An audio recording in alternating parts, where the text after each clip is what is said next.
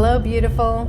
Welcome to Paranormal Activity, your destination for uplifting stories of close encounters with the phenomenally divine. I'm your host, Amanda Elo'Esh, and I'm creating this podcast to fill a gap that I felt really deeply, and that is a space for sharing paranormal experiences that elevate rather than frighten. I've always been fascinated by the mysterious and unexplained. But over time, I realized that what we feed our consciousness shapes our energy, just like what we feed our bodies shapes our health. I used to love dark ghost stories until I noticed how those heavy energies started showing up in my own life. So I asked myself, why not explore the paranormal in a way that's spiritually nourishing? And that's how Paranormal Activity was born. This is a place where we can expand our awareness through stories that affirm the magic and mystery of the universe. And of course, I love the play on words, prayer-a-normal, because normal has never really described to me or my life. My hope is that by bringing these profound spiritual experiences into everyday conversation, we can validate our own encounters with the unseen and remember that the extraordinary is perhaps more normal than we think. So I'm starting all of this out with my own stories, and we'll see how far we go in this sacred journey together.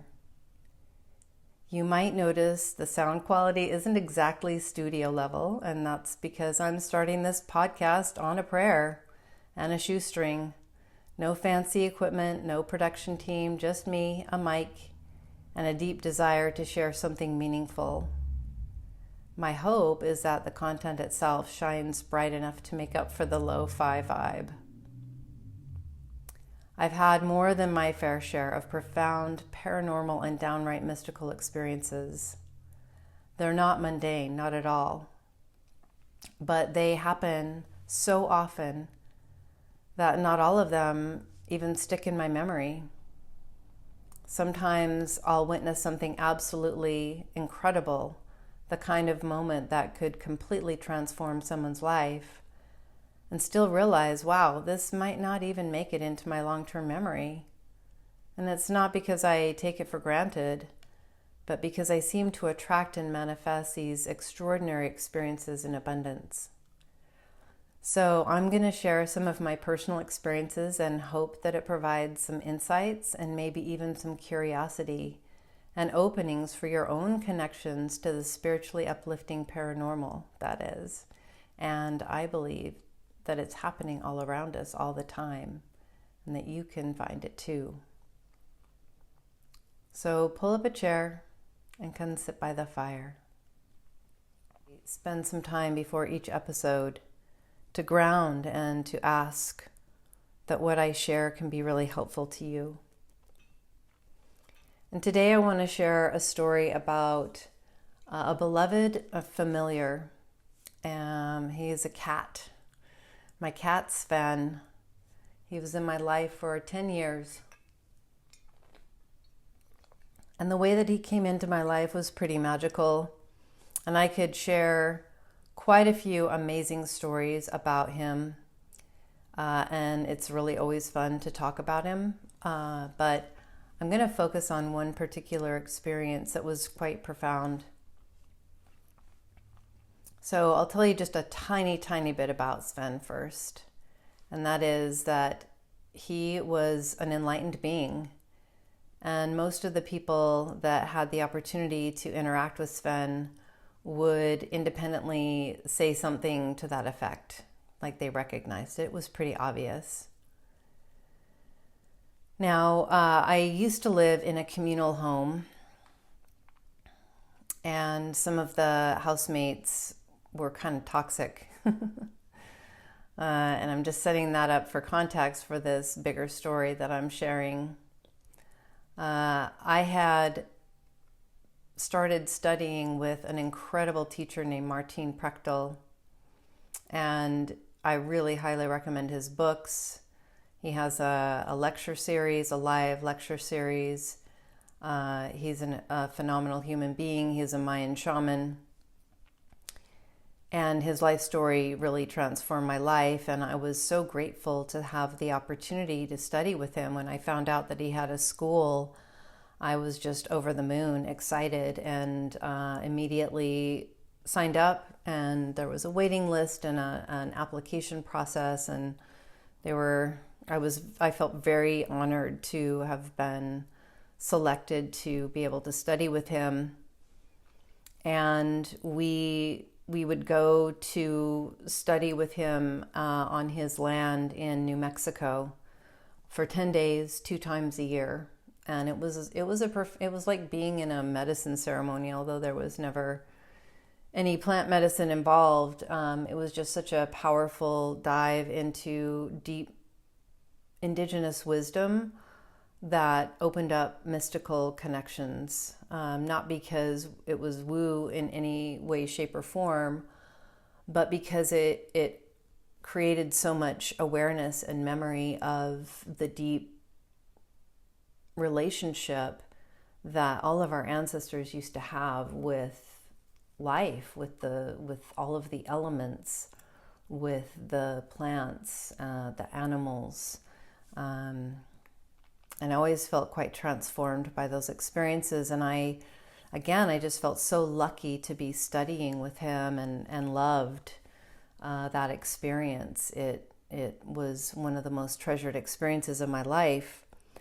And I had just started studying with him and was getting ready to go for one of these 10-day deep dives in New Mexico. And I got this really, really strong message to not attend. I had paid for it. I had planned for it. But it was just very, very strong that I needed to not go. And I just didn't question it. I was definitely disappointed, but I let them know I wasn't going to come and stayed home. And then what happened during that period of time was that my beloved cat Sven, who was just my best friend for the 10 years he was in my life, I came home one day and he was paralyzed, and he had a stroke. And I spent I don't know how many days, probably about a week, taking care of him, making sure he could drink and eat, and that he could go to the bathroom. I had to pick him up and take him to his bowls. I had to take him to the litter box. And then I would spend as much time as I possibly could, doing energy work on him and kind of massaging his body and letting powerful healing energy move through me. It just felt really divinely inspired. And it was really obvious why I had canceled my trip to New Mexico to study with my beloved teacher. And every day he got a little bit better. And over time, better and better, continued doing the energy work and massaging his body and helping to bring the life back into the parts of his body that were paralyzed. And eventually he was, I would say, completely healed, except that he had one foot that was a little bit stiff, and he would thunk. So he was no longer stealthy. You could always hear him coming because there was always a little thud of his back paw when he would walk. And I was so grateful for that. I mean, there was a lot of magic actually that happened during that healing process. Like, at one point, I knew that he was a Cancer. He was very drawn to the moon. He would always hang out with me in my temple space and just want to be in ceremony with me. He was not playful at all. And he loved just being with me. There was a lot of love between us. But every month on the full moon, he would go out and be out all night in the full moon. And during this time of his healing, I came home and he had pulled himself up. It was before he could fully walk. He could kind of like, pull himself along if he needed to get somewhere, but he didn't do that. He didn't move very much during this particular time. And I came back from somewhere and he had pulled himself up onto a pile of pillows that wasn't a place that he had ever hung out before. It was very awkward and unusual, and it just didn't make sense to me why he was there. And I turned the light off and realized that it was a full moon, and the full moonlight happened to be shining right on that spot. So I made sure that he could get, and realized, he needs the full moonlight is medicine for him. So I made sure that he was able to get to the full moonlight and took him out into the full moonlight. Yeah, and so when I went back 6 months later, finally made it back to Martine's school. It's called Bolad's Kitchen. Made it back, and he often did this. He would tell these stories. He would share history lessons, not the kind that you're going to find on Wikipedia or Google or even in a lot of history books, and stuff that you can find if you look in, libraries of repute. But he would share these powerful stories of indigenous ancestors and his own stories, and I just loved listening to him. But many times wasn't uncommon for him to interrupt what he was saying and just go on a tangent that didn't make any obvious sense. It felt more like he was saying it to some transmission came through and he was saying it for one or more people who were his students. And there were quite a few times that he would say things and I felt like it definitely was benefiting me very specifically, and wouldn't have been surprised if many other people were needed to hear what he was saying. And then they would go right back into his story. And so this happened, and he started talking about why he would have so many plants behind him and around him. And he said, you may not know it, but there's, psychic energy, a lot of projections for teachers, which makes sense. Teachers, therapists, healers, a lot of projections that we make onto each other as well. And he said, the plants absorb this energy. And he said, your animals will absorb psychic hits for you.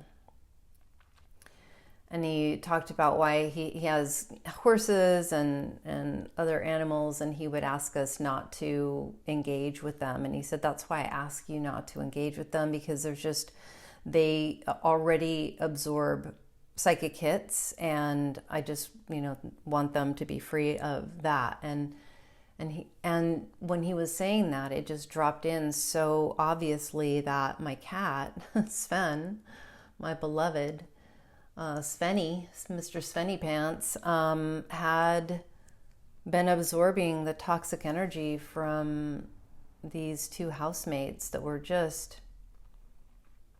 it was kind of ridiculous. It was crazy. And they really just did not like me, and were in a toxic team of trying to make my life very difficult.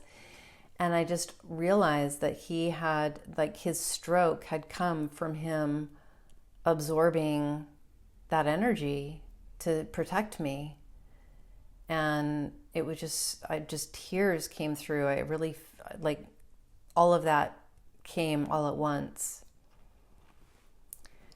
And that's not even the end of the story. It was really beautiful and profound. And again, so glad that I listened to the information that came through so that I could be there with him, because I can't imagine anybody having the ability, even if they were willing, to spend the kind of time that I did, making sure he could eat and drink and pee and poop, and get in the full moonlight.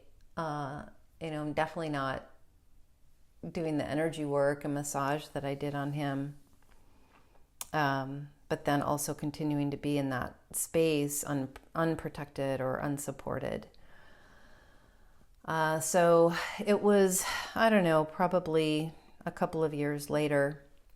And by the way, I did Ho'oponopono practice with those housemates every single day and had to do major energy work to just protect my own energy field, and then started adding Sven into that after that.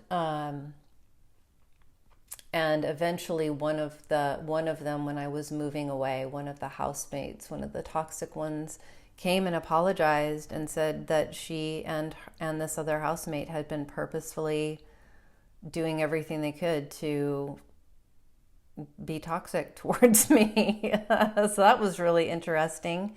And she apologized and wanted to feed me and help me move. And I definitely did not want that. I didn't want her. I was kind of done, but I really appreciated that turnaround. And then it was probably a couple of years after I had moved that I was doing a private work with a woman who was a veterinarian. And just out of the blue, I got this powerful message to share this story about Sven and the healing, the stroke and the healing. And she said that was a miracle. And she explained that that most cats, when they have a stroke, especially if it's bad enough to paralyze them, that they don't get unparalyzed. She said that's just not heard of for an animal who's been paralyzed from a stroke to not be paralyzed anymore. And she said that they usually die. And the specific, I don't remember if it was males or the specific breed or the specific breed of males, just don't have any survival rate at all. And she just said, what you performed was a miracle on him to heal him up, which I hadn't even considered. I hadn't thought anything of it again, like I was saying, but I had never considered that. I just knew that I was grateful to have gotten the message to be home and just listening to the intuition on how to help him to heal. And so that's one of my most magical, profound stories about my relationship with my lovely cat, Sven. And one of the things I realized that I might want to share from time to time in this paranormal activity podcast is some music or some songs, because I really feel like songs can be powerful transmissions that can heal much more deeply than just words. And so I always want it to be a song that's relevant, and I actually wrote a song about Sven.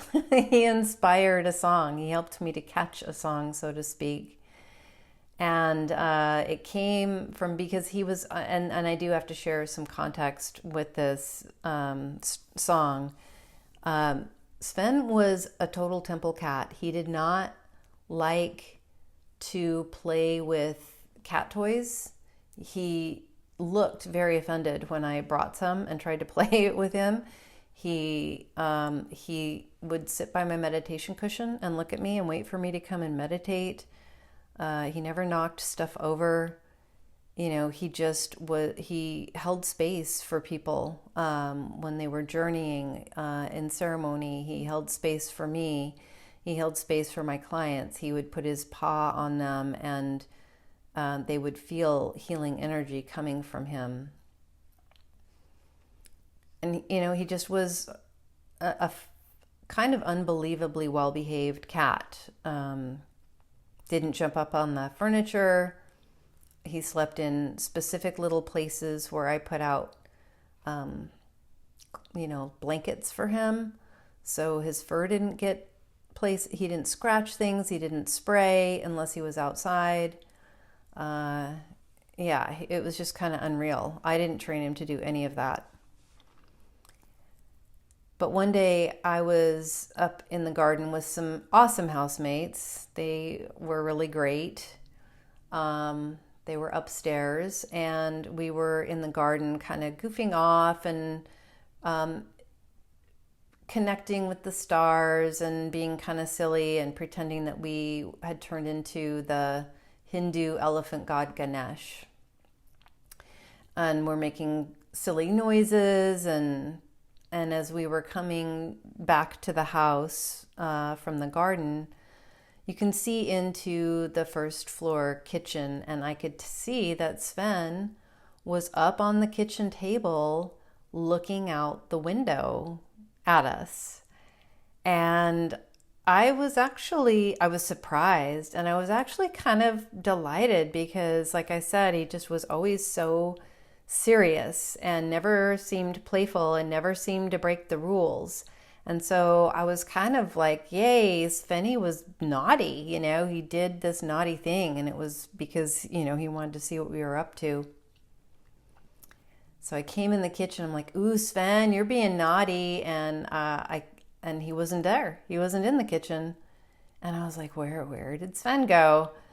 And so I went to the bedroom and turned on the light, and he was sitting on the bed, and he looked up and like blinked his eyes, like, when you've been sitting in the dark and somebody turns on the light. And I'm like, oh my God, he's totally faking that he has been laying there the whole time when he was obviously not.